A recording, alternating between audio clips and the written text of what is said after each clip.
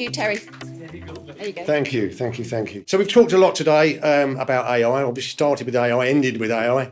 And I just want to share something a little bit different with you because it's not in the abstract. A lot of what we talked about today has been in the abstract: principles, best practice, behaviours, and things to think about. And I want to share something that's a bit real in terms of a case study for using AI in a customer journey. So oftentimes when we think about AI in a customer experience, we're thinking about taking contact centre work and giving it to technology agents to replace the human or to augment the human in the case of Agent Assist that was mentioned earlier. What we focus on at Open Dialogue, where I'm the founder and chief executive, is customer journeys in the online sense. So we focus on using AI to augment or even to take over customer journeys online. I guess I want to talk a little bit about how we developed it, and then a bit about the results that we're seeing, and then maybe finish on, if you're thinking about adopting AI or if you're thinking about providing AI, maybe some of the sequential learning from the things that we did. Oh, that's backwards. That's forward. So first of all, we started with the problem. And I'll highlight some of the things that we found were problems in the industry we serve. I should have said we primarily serve regulated industries, and even more narrow than that, we focus on the insurance sector. We're a fairly early stage business. We were founded in 2022. In 2025, we launched a bunch of purpose-built AI agents for the insurance market. And the reason we did that is we understood some of the problems from the work that we'd done with that sector. We understood the common problems that they were experiencing, and therefore we understood how and if we could do something about them. So we started with the problem. And then we built role-specific agents. So we thought about the roles in an insurance company. There's a person that sells insurance. There's a person that manages claims. There's a person that does midterm adjustments. There's a person that manages policy queries and questions about coverage. All of those things are specific roles, occasionally done by the same people, but quite often not. Quite often specific roles with specific operating procedures and specific practices. We designed those agents using behavioural principles. There's a great book, actually, I brought it with me, called Thinking Fast and Slow, which is all about human psychology, about human behaviour. And it's really interesting to understand how people behave and to think about that when you're designing an AI agent. What kind of things, when I say them, are going to make this outcome successful for me, the provider, for the consumer? What kind of activities, what kind of language, what kind of process, what kind of signposts, all of those things are part of how we behave in a certain way as humans. And if you design those into your AI agents, you will find them being much, much more successful in doing the things you want. Ensure compliance. Because we operate in a regulated market, you absolutely have to ensure that the conversations you're having are compliant with FCA regulations in the UK and whatever regulations apply in other markets. You absolutely have to. You could get fined or even shut down if you don't comply with the FCA. So you have to understand what's compliant, but you have to be able to ensure compliance, measure it, monitor it, manage it, control it. So that's what we built. Charge for the work. We heard a little bit about that, and I made the self-serving comment earlier about, are we seeing service as software? Are we seeing people actually charge for outcomes? This is what we do. We pivoted here, as I said, about 18 months ago. We charge for the work our agents does. If an agent sells an insurance policy to a customer, that'll incur a charge. If an agent manages a midterm adjustment, that'll incur a charge. If an agent answers a policy query, that'll incur a charge. Because those are things that have a cost and have a value. It's very easy to attribute a return on investment if you can see what you're paying for and the work that's being done. We measure the benefits, of course we do, and it's an obvious statement, but not everyone does. So we measure the benefits that are being delivered, and then we leverage insights. So not just every conversation, but every interaction is data. Every question that's asked is data. Every question that we answer or can't answer is data. You take all of that data across an organisation and you have a massive amount of insight about how to be better. And then you take that insight, that information, that data across a multitude of organisations, and you have industry best practice about how to be better. It's enormously powerful. So what are the common problems in insurance? Poor online sales conversion. So sales conversion, online insurance buying. Who's bought insurance online? Pretty much everyone in the room. Who's gone online to buy insurance and not bought it? Yeah, pretty much the majority of the room. And that's because buying insurance online is hard. Insurance is a difficult, complex product. Depends on the line that you're buying. Some are more so than others, but they are. There's terminology, there's language, there's understanding, there's memory. Can I remember the last time I had a car accident? Was it March or I can't remember. I'll abandon the journey, come back later. People end up with inadequate coverage. So there's quite a lot of underinsured people. Probably most of us in this room in some way, shape or form are not insured for risks we should be.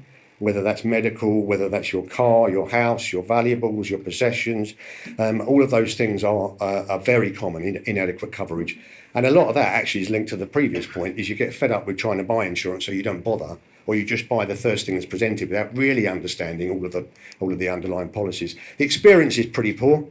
It's not great filling in forms with reams and reams of information that you may or may not have the answers to. In terms of managing in life, there's a very high cost to serve. So it costs a lot of money to have contact centre teams answering queries or to manage the currency of data on a frequently asked questions page or on your website.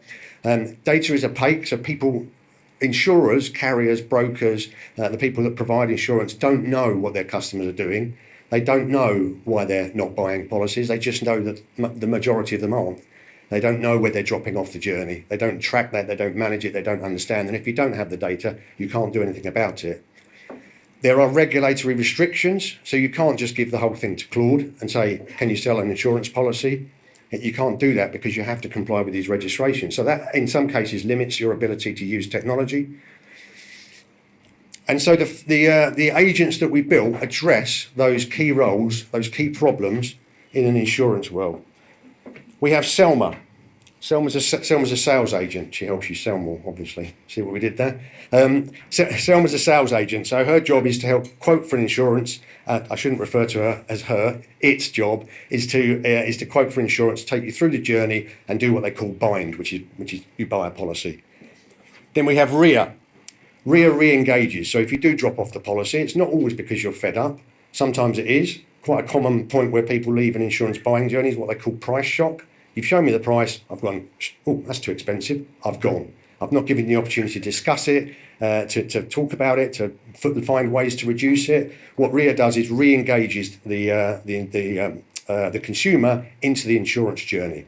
But that's not the same as the mail you get from a retail website when you don't check out your basket. It's contextual, it's personalised, it knows where you dropped off, it can deduce why you dropped off based on your previous behaviour, and therefore can have a conversation about why you left and how to get you back. We have Jamie. Jamie answers policy questions, just ask Jamie. 40% of inbound to an insurer's contact centre are people asking policy questions because they can't find out the information online, or if they do, it's not personal. It's about your general policy terms and conditions. It's not about my policy. I don't want to know whether David's coverage allows him to drive in Europe. I want to know whether mine does. We have Michaela. Michaela manages midterm adjustments. So this is, I've changed my address, I've changed my car, I want to upgrade my policy, I'm going to the US and my travel insurance only covers me for Europe. Those are midterm adjustments, again, big overhead on an insurer, quite complex and because actually they quite often involve repricing. And then we have Clark. So Clark manages the claims process from what they call first notification of loss, where you capture a loss, through to gathering all of the necessary information. Clark's not going to decide whether to pay the claim. What Clark's going to do is get all of the information in a conversational way that's nice and easy to use in order to manage the process. And then coming in the next quarter, we'll have a renewals agent. We're just piloting that with a customer now. So that's the Open Dialogue family. I promised I'd talk about outcomes. So what are we seeing? First of all, and the case study, the client that I'll talk about in a second, we are seeing in this particular client a 24% increase in sales conversion. So that means they are selling 24% more policies than they were before by doing nothing other than launching an agent. And that's worth millions. In fact, it's worth tens of millions in the lifetime of a customer because the typical tenure of an insurance customer is 3 to 5 years. So actually, an increase in conversion is really, really important. We're seeing an increase in policy values. So people are buying more expensive policies, and typically that's because They buy the add-ons. When you buy an insurance policy, you're presented with a whole series of, would you also like this and would you also like that? The majority of people just click, click, click, no, no, no. Actually, if you know the person, if you know what they should be buying based on their demographic, you can help them to understand the value of an add-on and so they don't end up underinsured. We've seen up to 90% automation of policy queries. So that's 9 out of 10 of the inbound queries being resolved by an AI agent. We've delivered 6,000% ROI. That's 6,000% ROI. So for every pound they're spending on our technology, they're getting £60 back. We're finding out deep activity and behavioural insights, and as I said, that's enormously powerful if you think about that data for an organisation, and then think about it across a market, enormously powerful. We're also seeing the ability to uncover new product offerings. Interesting story, we've got a customer called Salon Gold. They insure beauticians and people that run health salons. And what they found through using our agent to help people through that buying journey is that 25% of the queries they were getting were about insuring beauticians to do microblading. And they didn't have a product to do microblading, so those people didn't buy a policy. So not only did we uncover that information, but they then launched a microblading insurance product. There you go, new product offering, just because of the insights we were able to show them. And new service innovation. So another program we're working on right now is for a travel insurer. And we're working on an agent that actually, if something happens that might affect or might mean you're likely to make a claim, so say there's a delay on your flight, actually it doesn't wait for you to make a claim. What it'll do is proactively reach out to you and say, I've just noticed that your flight's been delayed by 2 hours. That probably means you're entitled to a claim. I'll keep you informed, but in the meantime, here's a voucher to go to the airport lounge. And then maybe a bit later, oh no, your flight's been cancelled. I've processed your claim for you, here's the reference. So, PJ Hayman is the insurer I referred to with the 24% sales increase. They have a brand called Free Spirit, which is an insurance product for people with medical conditions. A lot of medical conditions, if you've got them, you can't buy a standard off-the-shelf insurance policy. But of course, if you've got medical conditions, that's quite a complex process in terms of understanding your condition, understanding what it means, understanding what cover you need. And so we work with them to deliver Selma into their sales process in the Free Spirit brand. And what we were able to deliver was that 24% increase in conversion. So the big question is the why. So firstly, proactive interaction. So on most sites, if you're looking online, you'll have in the bottom right corner, you'll have a little button, a little speech bubble or something that is the AI agent. And if you want to ask a query, you can click it and the pop-up comes and you get a chat window and you can ask the agent questions. We don't do that. We react proactively. So what we're doing is tracking your behaviour on the website, tracking a buyer's behaviour, tracking where they go, where they look, where they point, where they click, where they hesitate, where they go to leave, all of the things that they're doing, because that's building up behavioural insights about that person and what they're potentially what they're thinking and feeling. And so we can proactively, if you hover over a field or if you go and enter the value of your car and then decide to change it and put a different one, it's pretty sure you're unsure. So Selma can appear and say, you've changed your mind. Can we just talk through that to provide a bit more information? That proactivity is really powerful, as it turns out. And again, it comes back to behavioural insights. But people that interact with the agent when it arrives, when it launches, when it gives you some information, are 74% more likely to buy a policy. And the reason for that is I've engaged you. You've engaged me. You've told me something. You've asked me something. I've responded. I have now engaged with you in a way that makes me more connected to the process than filling in a form. 70% more likely. Hyper-personalisation. So I know about you because you've given me a load of information, whether you've come from an aggregator site, you've come direct to me. I know about you. Hyper-personalisation is really powerful. If an agent doesn't just launch and say, hi, I'm Kerry, how can I help you? It says, hey, Terry, I can see that you drive a Kawasaki. Would you like me to tell you a fun fact about your motorbike? I've engaged you. We're starting to have a dialogue analogous to what you would do with a contact centre agent. We can have a relevant conversation. So it's about you, it's about your circumstance, it's about your situation. Remember, we know all this information already because you're giving it to us through the process. So it's just about using it. To Lisa's point, we can potentially have some cultural markers as well that say which country you're from and therefore what kind of language is able to better get an outcome. We're providing value by giving you information. So, if we give you a bunch of information about a medical condition and the different types of condition, we're providing value to you as a consumer because we're explaining things that you didn't understand. And that providing value, again, makes you more engaged. The design was focused on the goal. So the aim of the agent in PJ Hayman, the aim of the majority of Selma deliveries is to make sure you are adequately insured.